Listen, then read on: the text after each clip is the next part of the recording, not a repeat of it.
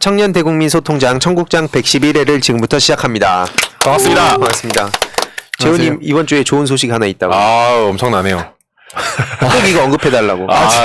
들어야죠. 네. 뭐죠? 그게 아니라 꼭 제 개인 채널 유튜브 구독자가 또 1만 명을 달성했습니다. 1월 1일에 1만. 예. 1월 1일에 기념적이네요. 네, 기념적으로. 그래서 그 이후에 쭉 이제 계속 유입하시는 것 같아서 부족하지만 또 많은 관심을 받고 있는 것 같아요. 그래서 앞으로 더 열심히 하도록 하겠습니다. 예. 우리 청국장 그러니까 새날 전체 구독자분들이 많이 가신 거로 알고 있는데 한 말씀 네. 하시고 시작할까요? 네. 일단 많은 또 응원해 주셔서 정말 감사드리고 또 새해 복 많이 받으시길 바랍니다. 좋은 영상으로 찾아뵙겠습니다. 연말에 이어서 연초에도 시상식을 네. 황희도 씨도 뭔가 다 일이 있으신 것 같은데. 갑자기 하라고 하니까 얼굴 빨개졌어. 네, 댓글 들어가겠습니다. 좋아요. 네. 뭐 바로 댓글까지 하시죠 그러면. 네. 연타로. 저번 주에 이제 진중권 관련 주제가 또 나갔었는데 블루가이님께서 이런 댓글을 달아주셨습니다. 지희 씨는 친윤 스피커 맞음. 이재명 비난할 땐 확실치도 않은 꼬투리 나오면 잽싸게 나타나서 깐죽대며 비난하지만 윤석열의 실수에 대해선 철저히 모른 척하거나 그냥 지나가기 일쑤고 마지못해 윤석열 깔 때는 충원이라도 하듯 합리적인 척 공손하게 지적함. 이렇게 댓글을 달아주셨네요. 그래서 진중권 관련해서 굉장히 좀 잘 알고 계신 것 같아가지고 댓글 한번 언급해봤습니다. 네. 감사합니다. 저는 코로나는 마스크 없다 안전님께서 베트남에서 항상 응원합니다. 새날 앞으로도 진짜 재미나는 방송 부탁드려요. 라고 말씀해 주셨는데 개인적으로 제가 베트남에 2년 또 파견 생활을 했었기 때문에 베트남에 가서 정이 가서 또 현지에 이렇게 나가 있으면은 한국 소식 되게 그립거든요. 또 이런 방송 하나하나 되게 고맙기도 하고 한데 멀리서 이렇게 들어오셔서 감사드리고 앞으로도 계속해서 꾸준하게 만나 뵀으면 좋겠습니다. 네. 저 좀 읽고 싶은 게 많아서 고르고 골랐는데 네네. 아직 두 개 하세요. 2개. 3개 하고 싶은데요. 3개 하세요. 3개 하고. 빨리 하고 넘어가. 무세님께서 전 60대 아줌마인데요. 언제나 청국장 빼먹지 않고 봅니다. 이런 건전한 젊은이들이 많이 나왔으면 좋겠어요. 응원합니다라고 해주셨고, 그리고 DJ 킴님께서 난 일주일 중에 이 시간이 제일 뭔가 희망차서 좋아요라고 해주셨고, 또 그리고 문무님께서 이제 많이 챙겨봐야 되겠네요. 청국장 화이팅이라고 해주셔서 이제 처음 보시는 분들부터 매주 챙겨봐 주시는 분들까지 저희한테 생겼다는 게 너무 감사한 일이어서 좋습니다. 뭐 새해 되게 또 기분 좋게 진짜. 시작할 수 있는 것 같습니다. 아무튼 본격적인 주제로 바로 들어가 보도록 하겠습니다. 네, 오늘 한번 시작을 해보도록 할게요. 작년 얘기 잠깐 하고 넘어가 보면 작년에 우리나라에 있어서 좋은 뉴스 중에 하나가 있었던 게 다 보셨죠? 유엔에서 선진국으로 분류했다는 뉴스. 네. 네, 그게 이제 우리나라가 어떻게 보면 선진국으로서 조금 더 역할을 많이 해라. 라는 뜻으로 받아들여야 하는 그런 뭐 칭찬이자 어떻게 보면 또 도약의 시점이 되었다고 볼 수가 있는데 요것을 더 잘 해내기 위해서 우리나라가 앞으로 꼭 정말 잘 해내야 하는 분야가 바로 ODA 아마 들어보셨을 것 같기도 해요. 국제개발협력 분야라고도 이제 부르는데 약간 다른 의미긴 하지만 오늘은 그냥 동의어처럼 쓰도록 할게요. 이 분야, 그러니까 우리나라가 다른 나라들과 이렇게 협력해서 지구촌의 여러 가지 문제를 해결해 나가는 것이라고 볼 수가 있어요. 요즘엔 국제개발이라고 많이 부르기도 하는데 예전에는 원조라고 많이 했었죠. 네. 혹시 희루님 원조 하면 떠오르는 이미지 있습니까? 저는 크게 2가지가 있는데 하나는 족발이나 보쌈 이런 원조 보쌈 막 이런 거. 원조집 도대체 어딜까? 장충동 아니에요? 원조집이 바로 옆에 몇 개가 있잖아요. 장충동에 원조가 엄청 많으니까. 네, 그러니까. 그래서 그 느낌 하나랑 뭔가 또 다른 하나는 그냥 추상적으로 도와준다? 그쵸. 도움 받는다? 그런 그쵸. 느낌. 그쵸. 원조가 아무래도 도와준다 하는 느낌, 좀 시혜적 관점이 많다 보니까 네. 요즘엔 원조라는 단어를 뭐 안 쓰는 건 아니지만 국제개발이라는 이름으로 많이 쓰고 그러니까 프레임을 있어요. 전환시키는. 그렇죠. 그리고 시혜적인 관점이 아니라 협력적인 관점인 거죠. 뭐 예를 들어서 우리가 캄보디아에 마스크랑 뭐 손소독제를 보냈어요. 이건 도와주는 것 같아. 근데 사실 그게 꼭 그들만을 위한 것일까? 그 나라에서 코로나 문제가 많이 개선이 되고 해결이 되어야 변이 발생률도 줄어들고 그럼 결국 우리나라도 조금 더 마스크를 벗을 날이 빨리 올 수 있는 거잖아요. 게다가 네. 우리나라뿐만 아니라 다른 나라들도 개도국들과 계속해서 협력을 많이 한다면 이렇기 때문에 단순하게 도와준다 하면은 굉장히 위에서 아래를 보는 느낌이 있기 때문에 요즘에 그런 시혜적 관점을 좀 지향하는 편이고 협력적인 파트너십의 개념으로 많이 보고 있습니다. 그럼 우리나라는 아무래도 시혜적 관점이 좀 큰데 왜냐하면 원초를 가장 많이 받은 나라 중 하나이기도 하고 네. 예를 들어서 그 유명한 NGO 중에 월드비전 같은 NGO가 우리나라 6.25 전쟁 때 한국에서 생겨난 곳이에요. 한국에 들어온 외국인들이 설립한 단체가 월드비전인데 그때쯤에 6.25 전쟁 때 우리나라에서 생겨난 그런 NGO들도 많이 있고 한 만큼 한국은 원조를 많이 받은 나라이죠. 그러다 보니까 시혜적 관점이 좀 큰 것 같기도 해요. 그런데 지금 이제 내년에 우리나라가 운용해야 할 그 ODA 예산이 4조가 넘어가요. 4조면 여가부가 1조 얼마거든요. 그건 작은 부처급인데 이 돈으로 이제 뭐 개도국의 어떤 뭐 빈곤 문제, 환경, 인권, 젠더, 사회 인프라 이런 것도 해야 되고 봉사단도 파견해야 되고 또 우리나라 기업들이 현지에 이제 나가서 진출할 수 있도록 또 함께 협력도 해야 되고 또 코로나19 취약 국가에다가 방역 물품도 지원해야 되고 할 일이 굉장히 많죠. 그럼 4조가 부족하다는 말씀이시죠? 그래서 할 것들에 비해. 부족하기도 하지만 네. 우리나라가 굉장히 빠르게 이 원조 규모를 늘려나가고 있어요. 규모가 늘고 있다. 그러니까 다른 나라들 같은 경우는 뒤에서 설명해드릴 부분이긴 한데 OECD에 개발원조위원회라는 위원회가 따로 있어요. 다크라고 부르는데 영어의 약자로 한 30개국 정도 있어요. 네. 우리나라처럼 이제 개도국에 이제 그 쉽게 말하면 원조 자금을 지원해야 할 공여국이라고 표현을 하는데 공여국들이 한 30개 정도가 있거든요. 그 나라들이 보통 한 해에 한 2% 정도 늘려요. 근데 우리나라는 문재인 정부 들어오면서 한 9% 이 정도로 늘리고 있어요. 그러니까 굉장히 빠르게 원조 자금을 늘리고 있다라고 볼 수가 있어요. 그런데 여기에서 또 조금 짚고 넘어가야 할 게 우리나라가 이 다크에 가입한 게 2010년에 가입을 했어요. 이명박 때. 12년 네, 국제적 기조가 이제 그랬었어요. 왜냐면 2011년에 부산 포럼이라고 이 국제개발 협력 분야에 굉장히 큰 행사가 한국에서 열렸었거든요. 네. 그래서 2010년에 이제 가입을 한 건데 이 다크라는 데 안에 동료들의 평가, 그러니까 피어 리뷰라고 하는데 다른 나라들이 서로를 평가해줘요. 근데 네. 한국은 항상 평가할 때 받았던 이야기가 야 한국 너는 ODA 예산 너무 작아. 니네 나라 경제 규모에 비해. 이거 늘려. 그러니까 첫 번째고 그 다음이 정부와 이런 민간과 시민사회 파트너십 너무 부족해. 네. 이게 항상 나오던 이야기였어요. 그러다가 이제 박근혜 정부 들어서면서 이때가 저 개인적으로는 정말 한국의 이 짧은 ODA 역사에 정말 최악을 찍었던 해라고 시기라고 생각을 해요. 세 가지 정도로 볼 수가 있는데 하나는 그 ODA 자금으로 미얀마에 그때 K타운 짓는다고 그때가 한 700억 원 정도를 미얀마에 K타운을 짓는다고 보냈어요. 네. 근데 알고 봤더니 그 돈을 받은 사람이 현지에서 차명으로 최순실이 받은 거야. 받게 설계가 진짜요? 됐던 거야. 근데 그걸 이제 잡아낸 거죠. 그러면서 그때 미얀마 대사 파이어 되고 하는 식으로 이제 흘러갔던 아주 나쁜 사례가 이제 생길 뻔한 적이 하나 있었고 두 번째가 ODA의 그 새마을을 씌워가지고 그때 글로벌 새마을 운동이라고 불렀었는데 그때가 그게 한 1,600억 정도를 새마을 ODA를 하겠다고 쏟은 거예요. 근데 이게 새마을 운동 같은 게 문제가 뭐냐면 우리나라의 경제 성장이 새마을 운동으로 인해 일어났다라고 우리가 인과관계를 볼 수가 있나요? 여러 가지 복합적인 그쵸. 요소들의 그렇죠. 결과물이죠. 네. 그렇죠. 그리고 새마을 운동 자체도 그 자체 운동 자체도 더 평가되어야 할 부분이 맞아요. 많은데 그런 것들이 정제되지 않고 해외에 우리 이렇게 성장했으니까 너네도 받아 하는 식으로 정말 시혜적 관점으로 넘어갔다가 현지에서 하나도 통용되지가 않아가지고 예를 들어서 기름이 없는 데다가 기름으로 운용되어야 하는 그 경운기 같은 거 갖다 주고 이런 행동을 한 거예요.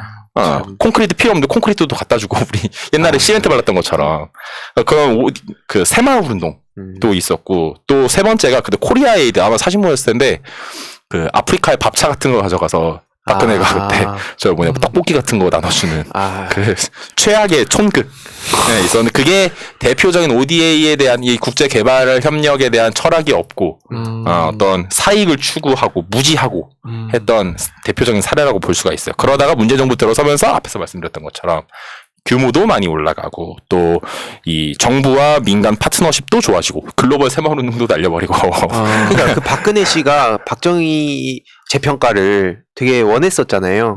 그런 거 보면서 참 많이 했다. 네. 그런 시도도 많이 했고 또 뭔가 실제로 우리가 알지 못하는 영역에서도 무언가의 뿌리를 심어놨을 텐데 참 황당하네요. 나중에 새마을운동 관련해서도 뉴스 하나 뜨면은 그 이슈 갖고 이야기 한번 드릴게요. 좋아요. 새마을운동도 재밌는 이야기들이 좀 많아요. 오. 그런데 어쨌든 간에 지금까지 말씀드린 건 점점 우리나라가 이제 선진국으로 위상이 올라가면서 또 예산 규모도 늘어나고 있고 굉장히 중요한 부분이라는 것. 이 국제 예발협력 분야가, 원조 분야가. 그런데 우리 사회에선 비주류로 속해 있다 보니까 지금 이재명 후보 쪽이나 윤석열 후보 쪽 모두 이 우리나라가 어떻게 다른 나라들과 협력해 나갈지에 대한 공약이 없어요.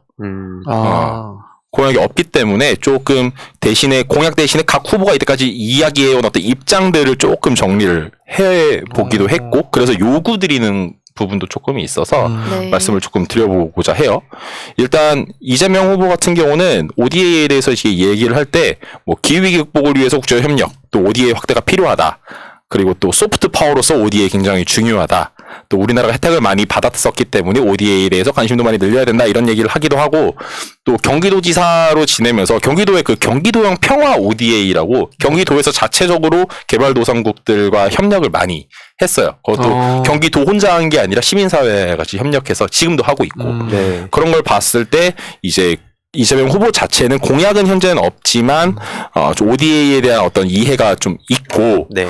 또 단순하게 이 ODA 그 좋은 일 하는 것으로 보는 게 아니라 국익도 추구하고 공익도 추구하고 지구촌과 공존을 해야 하고 하는 그런 여러 가지 부분에서 균형적인 실리적 판단을 할 수 있다라고 생각이 좀 전 개인적으로 들어요.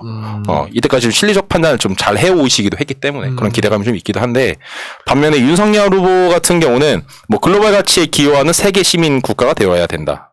또 우리가 받았던 혜택을 글로벌 이웃과 공유해야 되고 우리가 걸어온 길을 걷고 싶어하는 많은 국가들에게 어떤 우리의 핵심 성장 요인이었던 뭐 산업 전환, 글로벌 무역의 활용의 경험 이런 것들을 지원하고 또 마지막으로 ODA에 대한 투자를 많이 해야 된다. 이런 얘기를 좀 했었더라고요. 그분은 그걸 모든 걸 법과 원칙을 따라서 하겠죠. 법과 원칙 그러게요.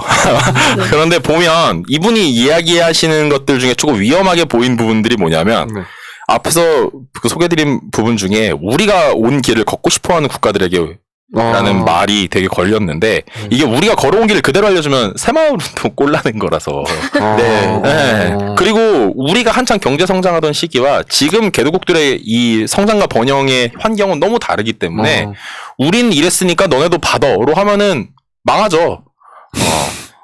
근데 우린 이랬었는데 알고 봤더니 이런 인사이트가 있었어. 그래서 너네 요 인사이트를 받아. 하면서 정제된 연구의 결과를 주면 어느 정도 도움이 좀 될 것 같은데 그런 것들이 좀 결여되어 있는 듯한 입장이 보이기도 했고 또 ODA라는 것 자체가 세금이거든요, 이거. 네. 세금으로 우리가 뭐 예를 들어서 뭐 케냐에 가서 뭐 이 폐기물 지원센터 같은 걸 만든다든지 아니면 여성 자조 모임을 만든다든지 이런 식으로 이게 그 목적이자 수단으로 볼 수가 있어요. 근데 이 ODA에 투자를 한다라는 말은 ODA는 투자의 개념으로 보는 분야는 아니거든요. 이미 돈이 있는데 뭘 자꾸 투자를 하겠다는 거야. 이건 뭐 이 돈하고 어디 불리는 게 아니라 이 돈을 써야 돼요. 네. 써서 더 잘 살고 더 살기 좋게 만들어야 되는데 이걸 투자의 개념으로 보길래 그냥 하고 싶은 말 한 건가 싶기도 하고 캠프가 잘못했네요. 전반적으로 개발협력에 대한 그 이해도가 이렇게 높아 보이지는 않았어요. 근데 지금 우리나라에 올라가는 이 위상 속에서 과연 요런 인물이 대통령이 됐을 때 과연 우리나라의 이 국제적인 외교에서 국제 정치에서의 우리나라의 입지는 어떻게 될 것인가 좀 생각을 많이 하게 하는 부분이었어요. 윤석열 후보의 발언을 보면서 가장 황당하다고 생각했던 거 하나씩만 꼽아보면 어떨까요? 너무 많은데 너무 어렵네. 너무 많은데 예를 들어서 정말 하나하나 한 소리들도 되게 많잖아요. 그러니까 저는 기억에 남는 게 그 일거리 만들면 저 그거 일자리 하려고 그랬는데 저는 가난한 사람들은 자유를 모른다. 미안한데 다 알아요. 개도국 가보면은 다 알아요. 방글라데시에서도 알고 미얀마에서도 알고 다 알아요. 그러니까 거기서 민주화 운동하죠. 재훈님. 저 그거 생각나서 하려고 그랬는데 뭐 딱히 지금 기억에 남는 게 너무 많아서 없는 것 같아요. 네. 최근에 접한 게 있는데 그거 저도 타격이 컸던 것 같아요. 일거리가 많아져야 일자리가 많아진다. 이게 약간 결혼을 많이 하면 출산율이 좋아진다. 약간 그런 비슷한 얘기인 것 같아서 그게 확 기억에 남았습니다. 최근에. 저희가 전에 재우님 주제로 한번 갖고 와서 윤석열 막말을 다룬 적이 있었는데 네. 그때에 비해서 엄청 늘어났단 말이에요. 지금 네. 너무 많아서 기억이 안 날 정도로. 네, 진짜 그렇더라고요. 그게 말씀해주신 것처럼 그 나무위키 같은데 그 최신자로 이렇게 뭐가 올라왔더라고요. 망언해가지고. 근데 스크롤을 한 2페이지를 내려야 될 정도예요. 텍스트가 이만한데. 그래서 진짜 생각보다 너무 많은 그걸 했구나. 하루에도 몇 개씩 나오니까. 그러니까요. 윤석열이 어떻게 보면 이게 좀 약간 먹혀들고 있는 것 같다 전략이. 그 다음날 자기의 막말로 그 자기의 막말을 덮는 이게 지금 효과가 있는가? 약간 생각이 지금 드네요. 저희 효과가 혀로 있다고 보니까 하기엔 너무 지지율이 지금 밑바닥을 치고 있지 않아요? 이게 너무 많아서 진짜 기억이 다 안 날 정도로 네 많습니다 막말이. 그렇죠. 아니 뭐 주 120시간도 절대 아, 용납할 그런 수 것도 없다는 있었네. 반응도 많고 네. 엄청난 게 많죠. 없는 사람들은 뭐 불량식품을 먹어야 될 자유. 전반적으로 인간의 급을 따지는 사람인 것 같다라는 정도는 핵심인 것 같습니다. 뭐 부정식품이라든지 뭐 그런 같지 않습니다.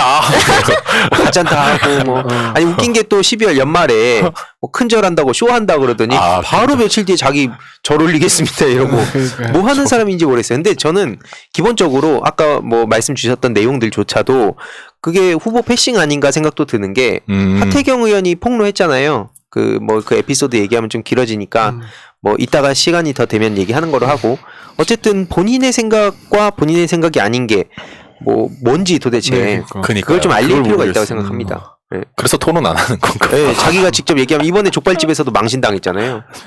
네. 네. 이 제대로 불러주는 것도 제대로 못 읽고 있으니까. 그래서 저 오히려 지금 왜 이렇게 토론을 안 하냐. 네. 뭐 방송사들부터 그렇고 뭐 당에서도 그렇고 계속 공격을 받고 있는데 저는 오히려 진짜 안 나오는 게 그나마 최선을 지키는 길이겠다. 그 사람 입장에서는 그 그쵸. 생각이에요. 안 나온다고 욕먹는 게 낫지. 괜히 나가가지고 3%도 딱 비교가 너무 되잖아요. 마이너스 100보다 마이너스 5가 나니까 네. 그걸 택한 것 같은데 그리고 딴 데 가서 가짠다고 욕하고. 없는 데서 되게 센 척하는 거 있잖아요. 어. 앞에 있을 때는 눈도 못 마주치다가 실제로 이재명 후보 말 걸면 계속 딴 데 보더라고요. 그거는 왜냐면 머리 심으신 거냐고 물어봐서 그렇습니다. 아, 그 짤 그거. 상처받아서.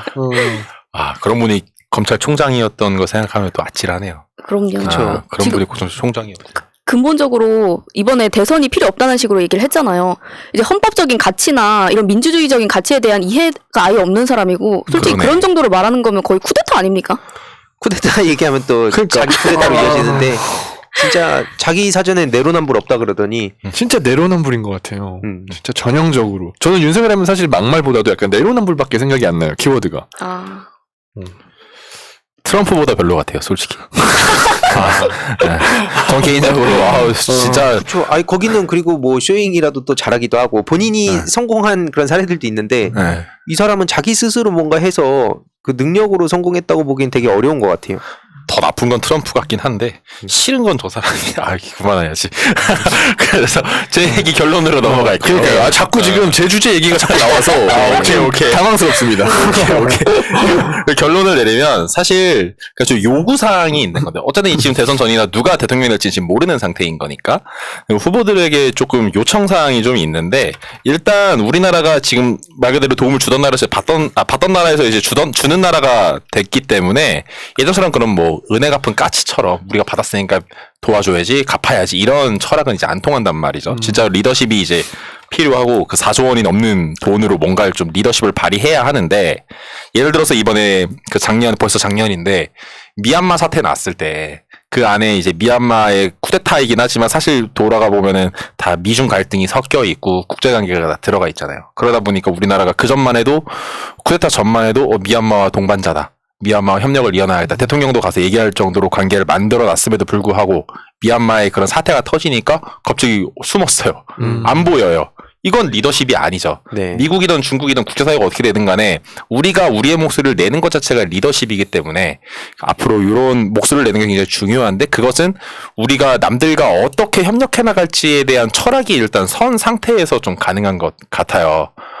그렇기 때문에, 좀 ODA 개발 협력에 대한 철학을 조금 부탁을 드리고, 그리고 실질적으로 약간 정책적으로 봤을 때, 지금 코로나19 길어지면서, 이 우리나라가 해외에 어떤 프로젝트를 위해 보내놓은 그런 자금들도 있고, 거기서 고용한 인력들도 있고, 그 사업들이 많이 돌아가고 있는데, 이 사업들이 참 운영하기가 좀 어려워졌어요. 한국 사람들이 다 철수해버리고 현지에서도 코로나 때문에 출근하기도 어려워지고 그러면서 그렇기 때문에 앞으로 한국 사람이 좀 못 가더라도 또 전염병이 또 돌거나 뭐 기후위기로 인한 자연재해도 많아지고 있으니까 여러 가지 이 일로 인해 사업을 운영하기가 좀 어려울 때 흔들리지 않고 온라인으로도 좀 사업도 관리하고 예산도 관리하고 할 수 있는 그런 시스템을 좀 만들어야 될 것 같아요. 실질적으로. 그래서 회계 같은 것도 온라인으로 한국과 개도국 간에 어디 장소를 불문하고 관리할 수 있도록 사업도 관리할 수 있도록 소통도 할 수 있도록 좀 그런 시스템이 좀 마련이 될 필요가 있겠고 그리고 또 한 가지는 청년으로서 말씀드리는 부분이 이 봉사단들이 또 줄줄이 취소가 돼가지고 청년들이 지금 해외 봉사단을 거의 뭐 잘 못 나가고 있어요. 근데 저도 해외 파견 나갔다 온 그 경험이 있어서 그런지는 모르지만 이 개도국에서 생활을 좀 해보면 확실히 세계를 인식하는 눈 자체가 좀 달라지는 것 같긴 해요.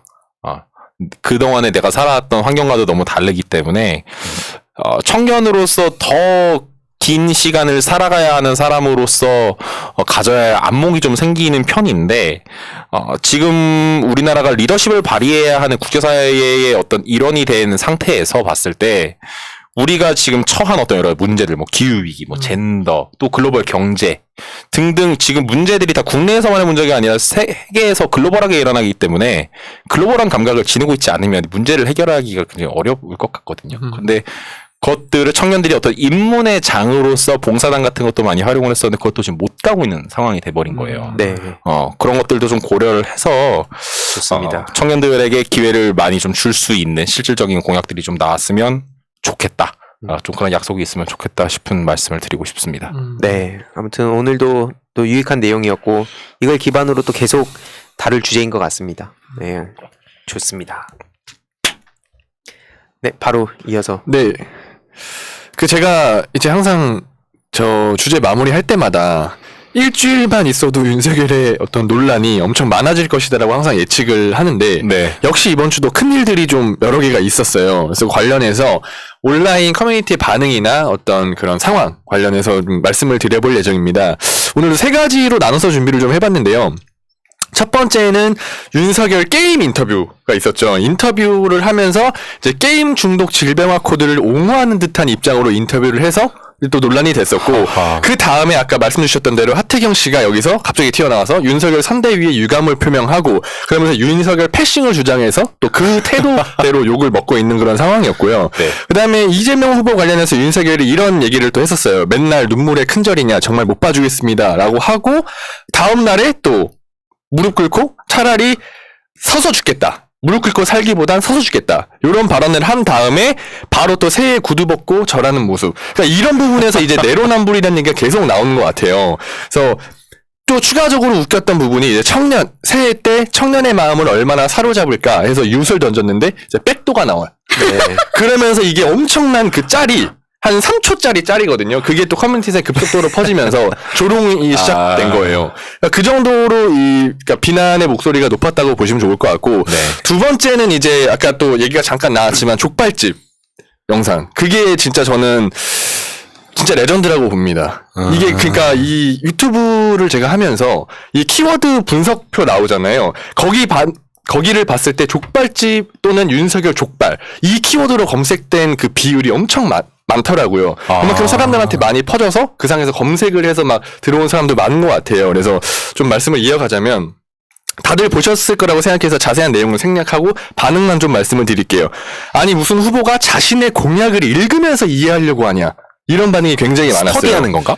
그러니까 자기가 자신의 공약을 읽으면서 약간 공부하는 듯한. 네. 읽으면 차라리 괜찮은데 네. 그걸 공약집에 있다고 하질 않나. 그리고 지금 와가지고 사람들한테 이제 와서 공약 당신들의 얘기 듣겠습니다 하면서 지금 공약을 모으고 있어요. 그러니까. 청년들도 그걸 굉장히 가짜게 생각하고 있습니다. 맞습니다. 그래서 이런 반응들에서 뭐 3%대와 마찬가지로 족발이 나라를 살렸다.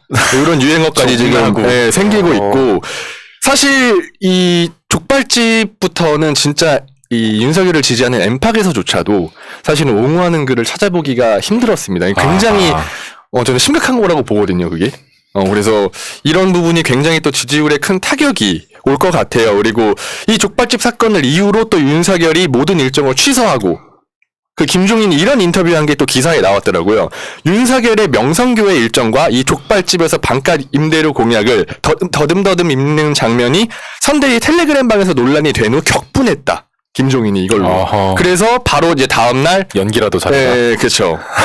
그런 것들이 계속 지금 타격이 온 것 같아요. 그리고 마지막은 이제 윤석열 선대위 관련인데요. 사실은 이걸 제가 이게 매일 몇 시간 단위로 속보가 계속 나오고 있잖아요. 그래서 이 방송 나가는 시점 이후로 또, 그러니까 제 녹화 날짜 시점 기준으로 또 어떤 얘기가 바뀔지 몰라서 제가 함부로 말씀을 못 드리겠는데, 네. 일단은 간단하게 지금 나온 걸로만 요약을 하자면, 윤석열 일정 잠정 중단 이후에 신지혜 및 선대위 6개 본부장 전원 사퇴 예고, 그리고 김종인이 선대위 개편 관련해서 또 윤석열과의 마찰이 굉장히 심한 걸로 그렇게 지금 알고 있습니다. 그래서 이런 것들이 마찬가지로 커뮤니티상에서 계속 끊임없이 이슈가 되고, 제가 말씀드린 요 3가지 큰 주제가 커뮤니티상에 만약에 글이 올라오더라도 사람들의 공감수나 조회수가 높은, 그러니까 많은 관심을 가지고 있다라고 보시면 좀 좋을 것 같아요. 여기까지 일단 어떻게 보셨는지 한번 여쭤보고 싶습니다. 파파괴네요. 파파괴. 뭐 어떻게 봤는지 물어보는 게 그냥 의미가 있나 싶을 정도로. 그렇죠, 그렇죠. 네. 한심해요, 너무. 또 네. 이 각자 생각이 있을 수 있으니까 이런 부분은 좀 어떻다 내 생각에. 뭐 네, 오늘 주제가 대부분 다 의성님 주제, 제 주제, 재우님 주제 다 비슷비슷하게 연결이 쭉 되는 것 같은데, 이제 윤석열이 지금 하는 행태도 행태지만, 사실은 월요일 날부터 그 하루 동안에 일어난, 이제 월요일이라고 하면 이제 1월 3일 날 기준으로, 오전에 신지혜가 뭐 선대위원장인가 그 직함을 부위원장. 버리고, 네, 부위원장에서 그 대신 새시대위원회는 남겠다 얘기를 하면서 이제 그날 하루 동안 굉장히 복잡한 전개들이 일어났잖아요. 그것 네. 때문에 이제 많은 분들께서 또 새날에서도 물론이고 분석도 하시고, 이게 뭐 윤핵관이 아니라 김핵관이 문제다 뭐 이런 얘기도 나오고 있고 한데, 근데 결과적으로는 어쨌든 그 후보 교체 여론이 많다고 해도 현실적으로 불가능한 얘기고, 뭐 그것 때문에 안철수 얘기가 나오고 있고 여러 가지가 있지만, 결국에는 이제 저희 같은 청년들의 입장에서 얘기할 수 있는 거는 윤석열 후보가 얼마나 부족한 후보인가, 그리고 윤석열과 사실 비교를 하지 말고 그냥 지금 이재명이 후보가 잘하고 있는 공약에 대해서 좀 얘기를 하면 좋을 것 같아요, 저는. 그래서 이재명 후보 잘하고 있는 것도 뭐 이따가 얘기할 수 있겠지만, 주로 청년들이 어디서 반응했는지를 전하는 것도 좋을 것 같아요. 네, 지금 이거는 저희 아마 보시는 분들께서 대부분 다 공감할 만한 내용이신 것 같아요, 저도. 청년들 주변에서 뭐 어떤 거에 좀 반응하던가요? 부동산이죠, 역시. 부동산. 네. 저는 최근에 안 그래도 저도 새해라서 아까 이따 말씀드리려고 했는데, 친구들이 약간 그런 거에 관심 많아요. 주식, 비트코인 그런 것들, 예, 그런 것들에 대해서 많이 좀 관심 갖는 것 같더라고요. 약간 그런 것 같긴 해요. 공약, 예. 그 보람님 말씀해주신 것처럼 이 두 후보를 비교할 만큼 견줄 수 있는 인물들은 아닌 것 같은데, 부동산 정책만 놓고 봤을 때는 뚜렷하게 뭐가 더 이루어질지 잘 모르겠어. 그런데 뭐 3%나 이렇게 저렇게 이야기 나오는 걸 보니까 이재명 후보가 경제적으로 조금 더 똑똑한 것 같기는 해. 정도로 판단하면서 마음이 조금씩 올랑올랑하는 느낌인 것 같고. 네, 저는 저번에 새날에 출연하신 분들도 어떤 분들 이런 얘기를 하시는데, 지금 2030 여성에서 지지가 별로 나오고 있지 않으니 좀 더 감성적인 접근으로 여성표를 얻어야 되지 않냐라고 얘기를 하신 분도 계셨는데, 저는 개인적으로는 이 말에 동의가 되지 않는 게, 애초에 모든 인간은 다 감정으로 움직이게 돼 있습니다.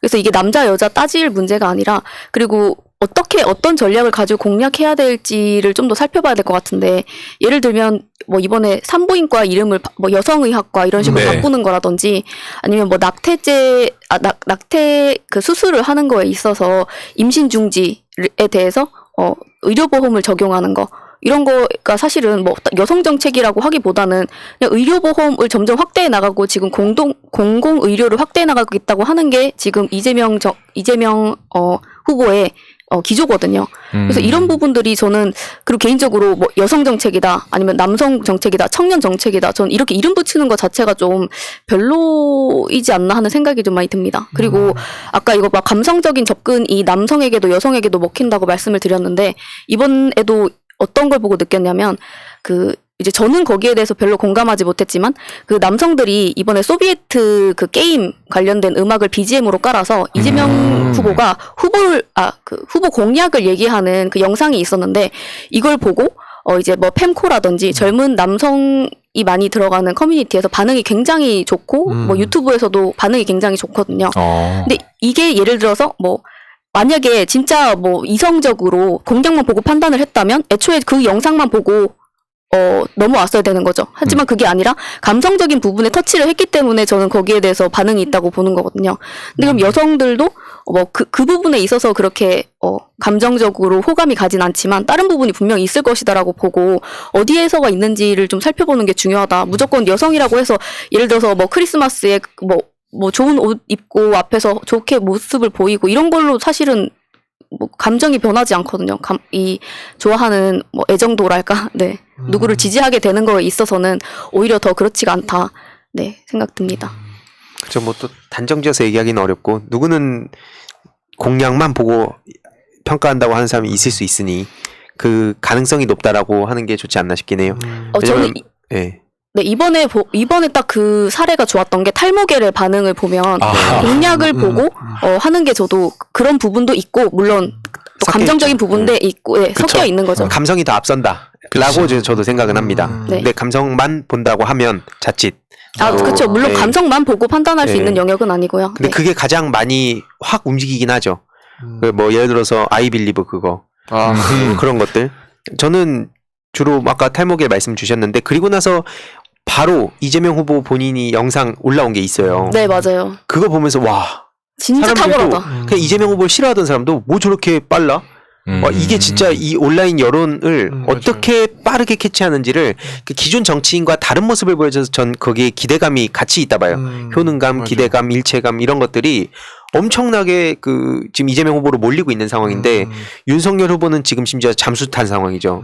선대위 개판 쳐놓고 그래놓고 뭐 윤핵관이다 뭐다 하면서 싸우고 있고 그러니까 그런 모습들이 비호감으로 더 이렇게 작용하는 것 같다 생각도 들고 확실히 이재명 후보라는 그 사람의 여러 가지 모습들을 뭐랄까 미시적으로 사람들한테 알리는 게 필요한 것 같아요. 뭐 세대별로도 있을 수 있고 아니면 그냥 편하게 뭐 소확행 공약을 날릴 수도 있는 거고 그러니까 이게 거시적으로 이 사람에 대해서 평가를 하기 시작하면 물고 뜯을 수밖에 없잖아요. 그래서 아까 말씀 주셨듯이 저도 뭐 남성 정책이다, 여성 정책이다 이 정치공학적 생각을 했던 게 기존의 국민의 힘이라고 봐요.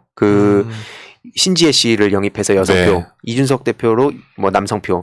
그거 완전 실패하거든요. 싸움만 부추기는 거고. 그래서 뭔가 이제는 달라진 시대에 달라진 그 당 그리고 달라진 후보 그들을 주목해야 되지 않나라고 생각합니다.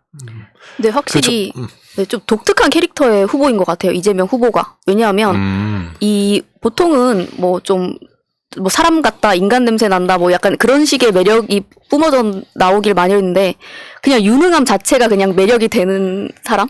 약간 그래서 되게 좀 특이하다는 생각은 많이 듭니다. 왜냐면 그분의 이제 새날 패밀리 채널에서 지금 자서전에 관한 이 내용 에피소드들이 계속 올라와 있거든요. 근데 그런 개인사를 굳이 들춰보지 않더라도 물론 보면은 거기에 대한 인간적인 매력이 또 있습니다. 살아오고 또 그걸 극복해냈던 과정에서 굉장한 또 인간미가 느껴지기도 하는데 근데 그럼에도 불구하고 그걸 모른다고 하더라도 아까 말씀해주신 것처럼 뭐 3% 나와서 얘기하는 거 아니면 다른 채널에 나가서 얘기하거나 게임 채널 여러 가지를 보면은 그냥 이 후보 자체가 그냥 유능한 게 매력이에요. 탁월한 게 매력이에요. 되게 특이해요. 솔직히 생각해보면. 그러니까 저도 이제 항상 온라인 반응만 모니터링 하다가 제가 새해라 이제 정치 무관심 친구들한테 이제 새해 인사차 연락을 했는데 옛날 같은 경우에는 이제 이재명 후보에 대해서 좀 이렇게 관심이 없던 청년들도 네. 지금은 도저히 누굴 찍을지 모르겠는데 이재명 후보 공약이 뭐야 궁금해. 라고 물어볼 정도더라고요. 그래서 제가 자료 이렇게 정리된 걸 하나 보내주기도 했는데, 그러니까 그만큼 지금 시기가 말씀해주신 것처럼 이 정책에 관련해서 정말 그러니까 관심이 많은 시기인 것 같기는 해요. 그 정리된 네. 거 저도 좀 보내주세요. 그 이재명 갤러리 그 링크 있습니다. 제가 보내드릴게요. 저도 이제 왜냐면 공약이 또 너무 많고 하다 보니까 네. 제가 외울 수가 없더라고요. 너무 많아서 그래서 저도 이제 가끔 생활할 때 이렇게 들어가서 보는데 공유해드리겠습니다. 감사합니다. 좋아요. 저도 뭐 아무튼 지금 계속해서 이런저런 소식들 전해주시는데 이재명 후보의 강점을 알리는 것도 중요하고 또 동시에 윤석열 후보의 강점이 있다면 그것도 언제든지 알려야겠죠. 뭐가 있으면 계속해서 알리고. 그렇죠. 근데 또 그렇다고 해서 제가 뭐 아까 댓글로도 그런 게 있던데 기계적 중립을 보일 생각은 없거든요. 굳이. 그래서 그런 점은 좀 양해 부탁드립니다. 억지로 기계적 중립 보이는 거는 기존 언론사도 안 하고 방송 그런 대형 언론사도 안 하고 기존 방송에서도 안 하는데 네.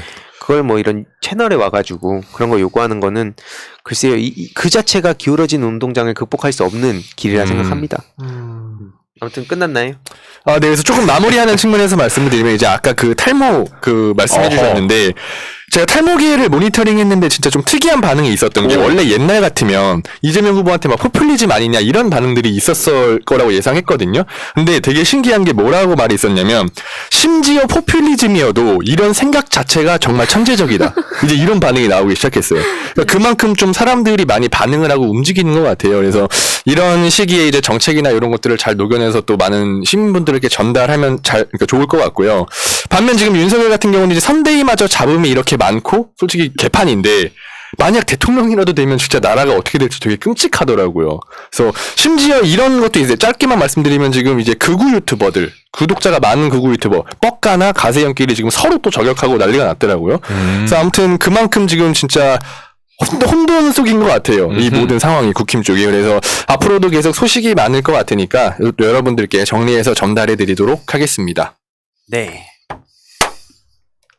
네, 다음 코너 마지막 코너네요, 벌써. 네, 오늘은 아까 말씀드린 것처럼 이제 네. 세 사람의 코너가 되게 연속이 되고 좀 저도 공감할 수 있을 만한 좀 얘기를 가지고 왔는데 다들 그 솔로몬 왕의 지혜 얘기 다 알고 계시죠? 알죠. 네, 그 중에서 그 아기 하나인데 엄마가 2명이서 둘 다 자기 아기라고 하고 싸워서 재판을 여는데 솔로몬 왕이 그러면 아기를 반으로 갈라서 가져라라고 하니까 이제 가르지 말고 차라리 저 여인을 줘라라고 한 사람이 친엄마였잖아요. 네. 네, 그런 내용인데 이거를 보면서 저는 딱 그냥 지금 형국을 보면서 굉장히 이 얘기가 생각이 났던 게 뭐냐면 이게 어디로 연결될지가 나 항상 궁금해. 시작할 때. 진짜. 저게 어디로 누구가 윤석열한테 연결되는 거 아니에요, 이거? 네, 그럼요.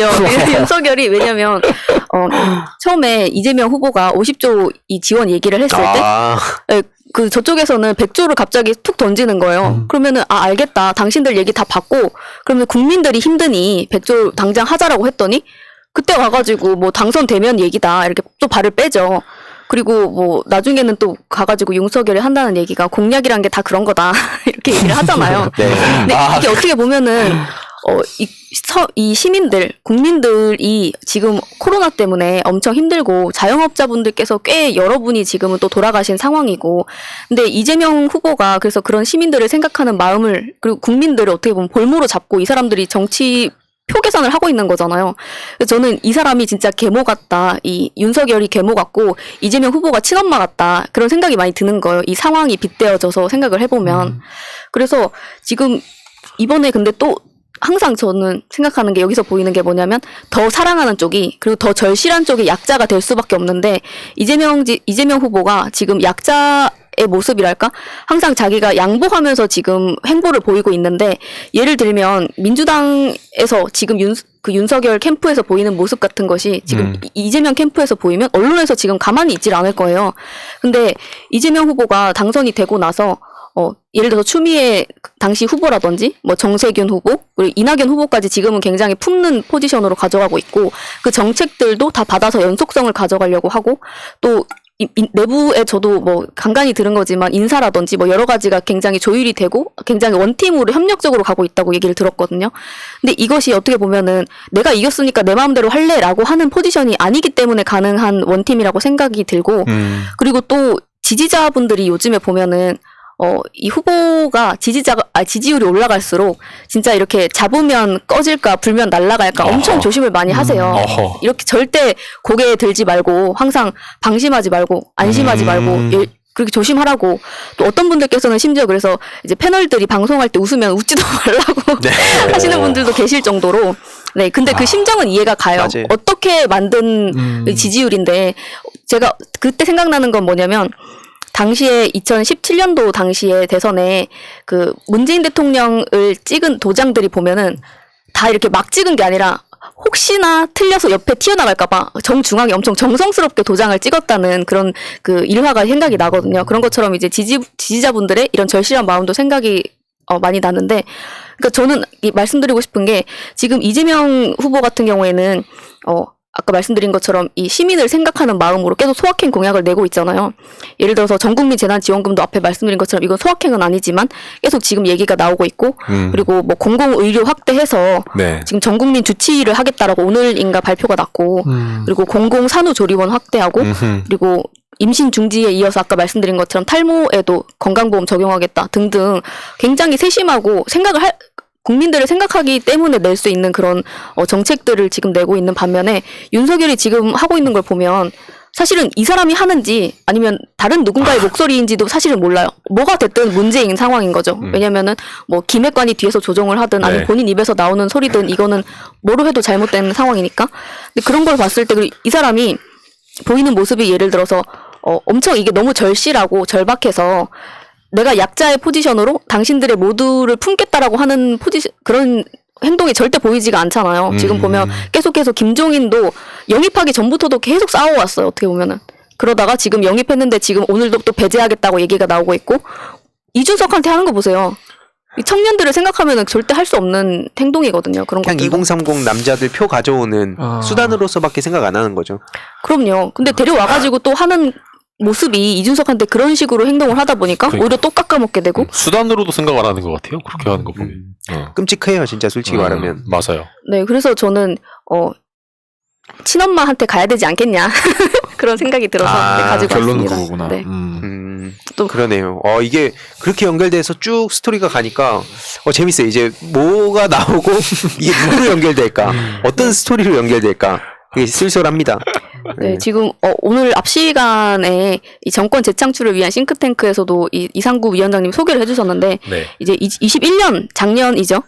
1인당 국민 총소득이 35,000달러인데 이게 이제 이탈리아랑 영국을 추월한 OECD 국가 중 상위권에 진입을 한 거라고 해요. 그리고 네. 이대로 가면은 2023년도에 그리고 2027년도에 이제 27년에는 결국 1인당 국민소득 5만 달러를 달성하게 될 계획이라고 하는데 여기에서 어떤 대통령이 되느냐에 따라서 이렇게 될 수도 있고 또 아닐 수도 있는 거잖아요. 굉장히 중요한 기로에 지금 놓여 있다. 이 대한민국이 선진국으로 이미 진입은 했지만 굉장히 지금 중요한 기로에 놓여 있다는 생각이 많이 듭니다. 코로나 시국이어서 더 그런 것 같아요. 솔직히 코로나 시국 이게 언제 정확히 끝날지는 아무도 모르지만 네.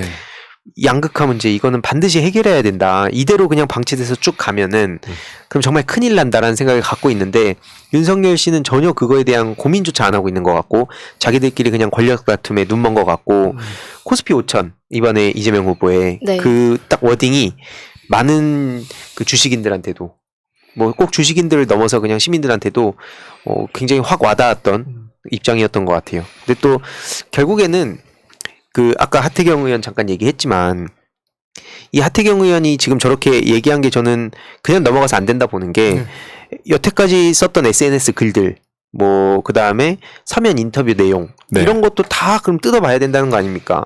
후보 패싱 어디서부터 어디까지 한 건지 물론 후보가 모든 걸 다 챙긴다 하는 거는 무리가 있다 하더라도 후보 생각이 어디서부터 어디까지 그게 인정이 된 건지 그냥 논란이 안 되니까 우리가 그냥 모르고 넘어온 것도 분명히 있을 텐데 나중에 가갖고 저런 사람들 순식간에 말 바꿀 수 있는 거고 뭐 그냥 꼬리 자르기 하고 맨날 해오던 방식 아닙니까? 그래서 그 심각성을 이제는 더 알릴 필요가 있다 생각하고 아까 말씀 주셨듯이 지지자분들이 진짜 고개 숙이고 내 선거처럼 내가 대통령 나가는 그 마음으로 그 간절함을 보이는 게 특히 중도층까지도 자연스럽게 가는 게 아닌가. 그래서 중도를 잡겠다고 뭐 내부를 뭐 저격하고 뭐 그러니까 당연히 내부의 비판도 하고 사과도 하고 그런 것도 필요하지만 굳이 그 중도를 잡겠다고 자꾸 내부만 총질하는 것은 바람직한 길이 아니다. 지금 보여주는 모습이 사람들한테 자연스럽게 호감을 만들어내고 관심을 이끌어내는 그 길이 아닌가라고 생각해서 굉장히 감동하고 있습니다. 저도. 네, 그리고 윤석열 후보를 보면 지금 당에서 굉장히 복잡한 일들이 일어나고 있고 인사 영입도 솔직히 말하면 뭐 저는 성공한 사례가 지금 생각이 나질 않는데 뭐 이수정부터 신지혜부터 계속해서 그런 일들이 김민전도 있고요. 김민전 씨는 진짜 대박이던데요, 근데 진짜? 아니 그분 얘기하면 또 엄청날 것 같은데. 네, 그러면 남은 그 사람은- 시간을 근데 다 아니 그 써도 모자라죠. 김민전 씨 그 SNS에 페북에다 갑자기 술 마셨는지 갑자기 글 올려가지고 이준석 대표랑 하태경 의원이랑 서로 또 치고받고 하다가 부정선거 얘기까지 하고 심지어 오죽하면은 수업을 들었던 제자까지 와서 그땐 그렇게 안 봤는데 진짜 실망이다라고 하니까 그 제자한테 또 대댓글로 싸우고 있어요. 키보드 가지고. 그러니까 야 저런 사람이 어떻게 위원장으로 가가지고 전혀 이게 준비도 안 된 사람이고 개념이 없구나. 근데 저는 그 개인의 문제가 아니라 이수정 씨 얘기하면서도 그랬지만 그런 사람이 어디 가서 전문가랍시고 어디 가서 교수랍시고 그냥 아무렇지도 않은 척 그리고 사람들의 얘기를 되게 경청하는 척 하는 게 너무 무서운 거예요. 지금 저들은 그냥 드러나서 하나둘씩 이수정, 김민전 이렇게 나온 것뿐이지 네. 저런 사람들이 곳곳에 퍼져 있다는 걸 우리가 절대 잊어서는 안 되겠다. 네, 그리고 그런 맞습니다. 거에 기 눌릴 필요가 없다 생각해요. 특히 근데 지금 청년 청소년들도 그렇게 밀리는 것 같지도 않아요. 특히 SNS 그리고 나서 그 김민정 교수 뭐 위원장이라고 해야 되나? 아무튼 지금 물러났죠. 다 삭제를 했어요 글을. 네. 근데 삭제해도 이미 디지털 온라인 세계는 다 박제가 되거든요. 네. 그런 걸 알면은 도대체 있을 거면 그냥 쭉 하든가 뭐 아무튼 그 이후로도 계속해서 뭐 망언을 쏟아내고 이수정 씨는 또 어디 가가지고 윤석열 후보 디스하고 있던데 네. 뭐 하는 사람들이에요 진짜 좀. 그 소식은 못 봤네요, 저는. 네. 그래도 저 정도 엄청납니다. 지지율 계속 나오는 것도 되게 신기하네요. 사이언스가 있으니까요. 아무리 싸워도 진짜 과학이네요. 저기는. 근데 정말 형편없이 떨어진 것 같아요. 그래서 그런 얘기 나오잖아요. 그 최초의 그 레임덕 온 대통령 후보. 후보라고. 레임덕원 후보.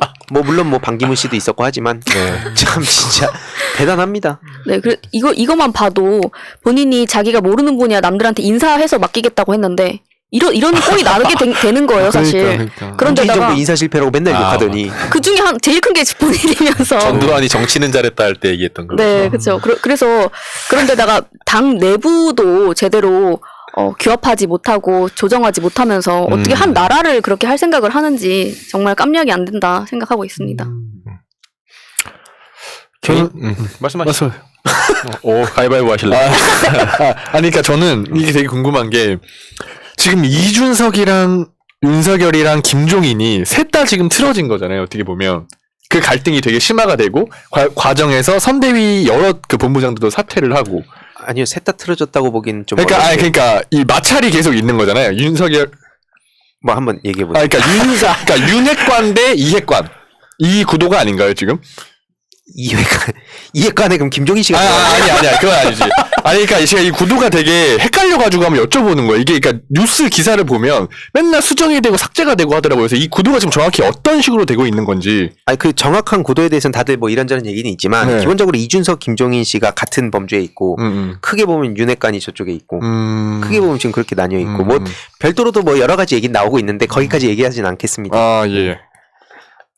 너무 그래서. 복잡한 것 같아. 예. 그래서 아니 이게 왜냐면 저는 원래 이런 상황일수록 이제 저도 극우 유튜버를 모니터링을 많이 해요. 저도 이제 그 관련 공부를 하려고. 힘든 일 하신다. 근데 최근에 가세연이랑 그 뻑가랑 싸우고 있는 게 되게 웃기더라고요. 그러니까 뻑가가 이제 이준석을 쉴드 치는 듯하게 영상을 만드니까 네. 가세연이 그거에 대해서 또 뻑가를 저격하고 그러니까 뻑가한테 한마디 엄청 자극적으로 썼더라고 욕을 하면서 그러면서 뻑가가 그거 보더니 자기 커뮤니티에다가 또 바로 사과하는 모습. 김대희 씨 뭐 불쾌하셨다면 죄송하다 이런 식으로 사과하니까 그거를 이제 또 사람들이 엄청 관심을 갖고 있어요. 이거 팝콘 꼭 있어야 된다. 그러면서 그러니까 극우 유튜버들 사이에서도 이 벌어지는 마찰이 다 이런 원인이 아닌가 저는 그런 생각이 들거든요.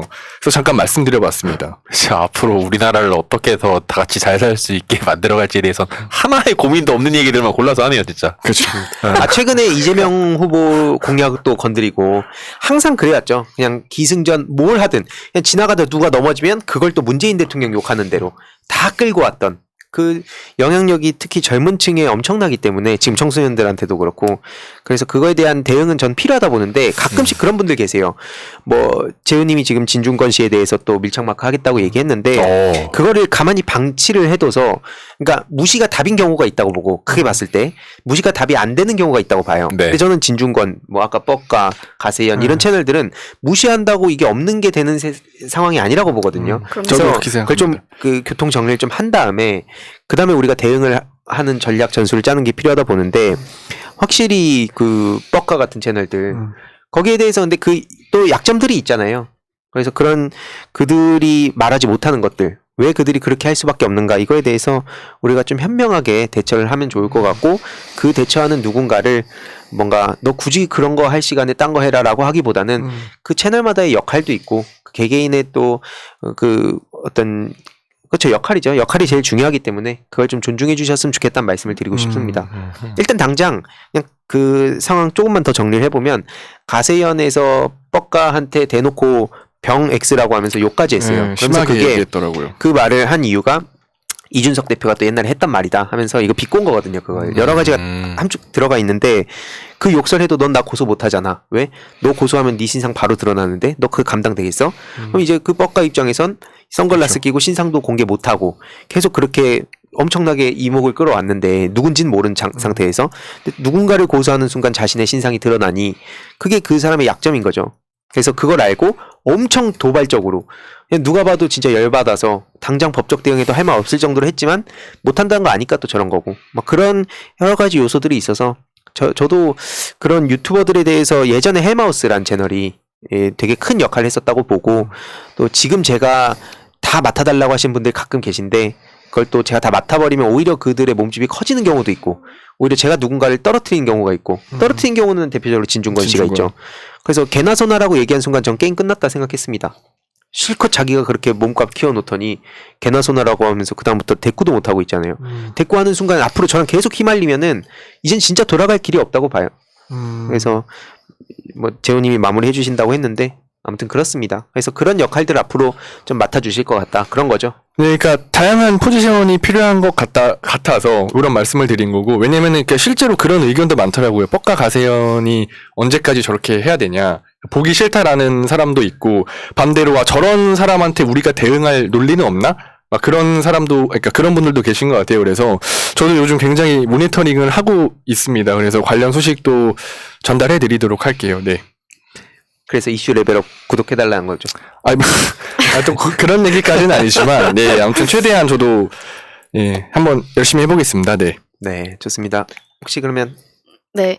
아까 말씀드렸던 것처럼 이제 절실한 사람이 항상 약자가 되긴 하는데 그래서 저희도 절대 방심하지 말고 하되 어쨌든 대세는 있는 거거든요. 그런데 왜냐면은 무슨 말씀이냐면 주변에 있는 분들한테 밭을 갈 때 예를 들어서 그럴 때 이제 그분한테 맞춤형으로 뭔가 그런 활동들이 좀 필요하지 않나라는 생각도 해봅니다. 왜냐면은 아까 희두님 말씀해주신 것처럼 이게 어느 지점에서 중립을 지키기 위해서 내부를 저격하는 것이 아니라 지지자들을 어떻게 보면 키워나가는 과정이잖아요. 이 정치라는 것이 성증거라는 모든 과정이 그렇잖아요. 그래서 일단 지지자분들이 그렇게 열심히 하시기 때문에 또 잘 될 거라고 생각도 되지만 네, 주변에서 말씀드리자면 방심하자 이런 건 아니지만 어쨌든 이 싸움은 좀 기세도 있지 않나 하는 생각이 듭니다. 그래서 네, 주변 사람들한테 얘기할 때 맞춤으로 좀 잘 하자 약간 그런 말씀드리고 싶습니다.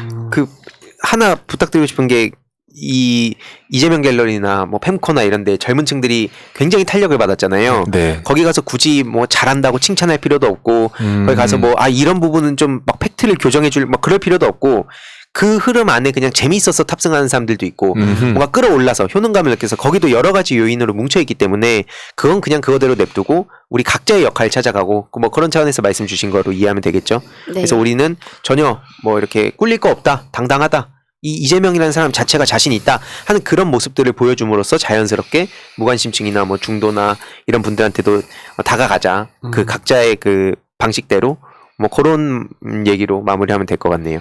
네. 그래서 좀 감사한 부분이 있습니다. 이재명 후보한테. 왜냐면은 제가 지지한다고 했을 때 뭐 상대편 같은 경우에는 지지한다고 남들한테 말을 못할 것 같거든요. 그래서 그런 실제로 되게 말씀을 부끄러워하죠. 네. 무야홍 외치던 친구들 지금 정치 얘기 안 하려고 그러죠. 네. 부끄러우니까. 아니면은 윤석열과 국민의힘은 내 손으로 무찔러야겠다. 절대 용납할 수 없다. 뭐 이런 공멸하자 거. 이렇게 예. 얘기하죠. 아무튼 그런 이야기들 앞으로 계속 또 전해드리도록 하고요. 저희 토요일 저녁 8시에 또 찾아뵙도록 하겠습니다.